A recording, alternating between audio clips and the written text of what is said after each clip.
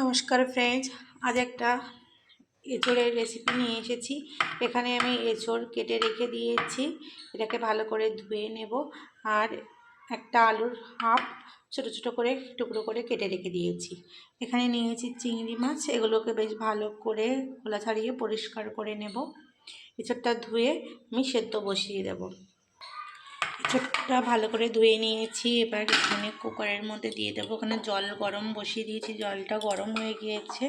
এঁচোড়গুলোকে পুরোটা দিয়ে দেবো জলের মধ্যে। এঁচোড়ের মধ্যে একটু হলুদও দিয়ে দিলাম।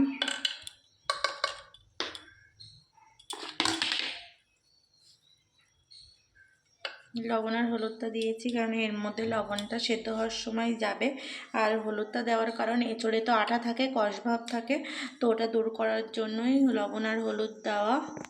চামচ দিয়ে একটু নাড়ি চাড়ি দিয়েছি। এবার কুকারের ঢাকনাটা দিয়ে দুটো সিটি দিয়ে গ্যাসটা বন্ধ করে দেবো।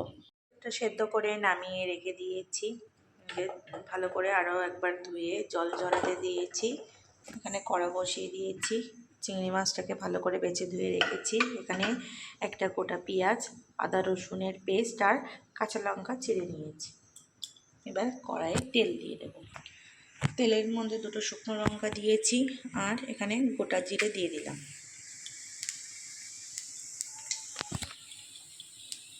ফোড়নটা একটু ভাজা ভাজা হয়ে এলে কোচানো পেঁয়াজটাকেও দিয়ে দেব।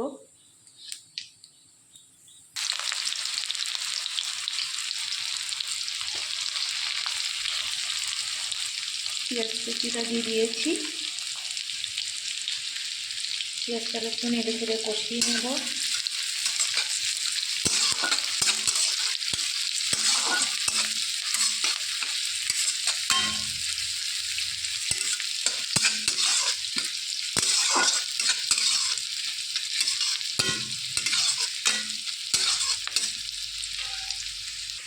পেঁয়াজটা একটু ব্রাউন কালার হয়ে এসছে। এখানে আদা রসুনের পেস্ট আর কাঁচা লঙ্কাটাও দিয়ে দিলাম।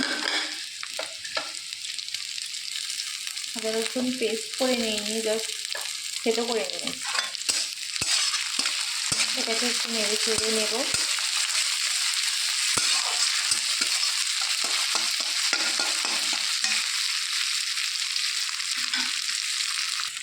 মশলাটার মধ্যে হাফ চামচ হলুদ আর হাফ চামচ লবণ দিয়ে দিয়েছি, দিয়ে আরও একটু নেড়ে চেড়ে নেব।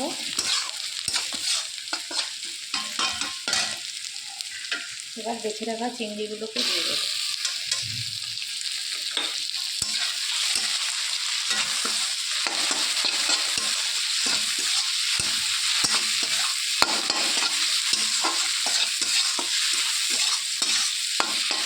দিয়ে চিংড়ি মাছটাকে বেশ ভালো করে মশলার সঙ্গে ভেজে নেব।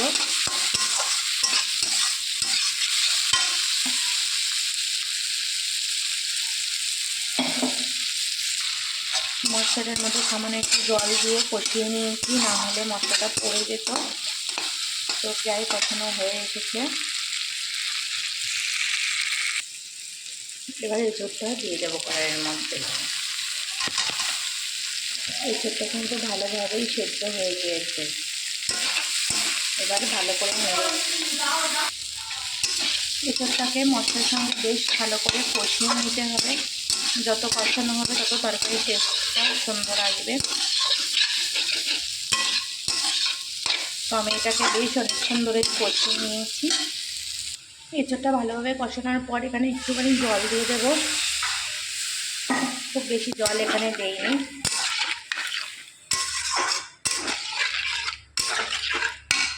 গ্যাসের জোরটা কমিয়ে রেখেছিলাম, বাড়িয়ে দিলাম।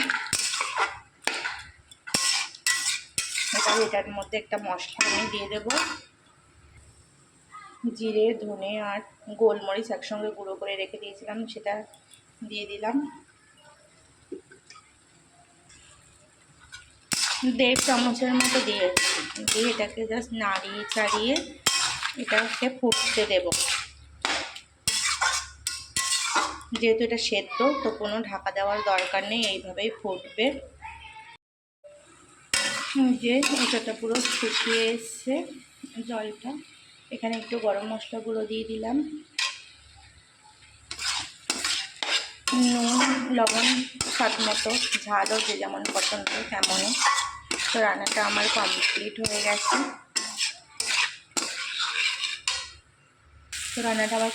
গেছে। গ্যাসটা বন্ধ করে দিলাম, দিয়ে এবার এটাকে বাটিতে নামিয়ে নেব।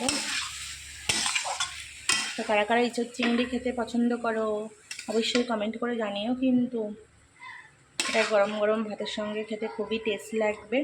তো এটা নামিয়ে নিই। এই যে এঁচড় চিংড়ি নামানো কমপ্লিট। তো কেমন হয়েছে রেসিপিটা অবশ্যই তোমরা সবাই কমেন্ট করে জানিও। ভালো লাগলে চ্যানেলটাকে সাবস্ক্রাইব করে পাশে থেকেও একটা লাইক কমেন্ট অবশ্যই করো। তো আজকের মতো এই পর্যন্ত ভিডিওটা। সবাই ভালো থেকো, সুস্থ থেকো, বাই বাই।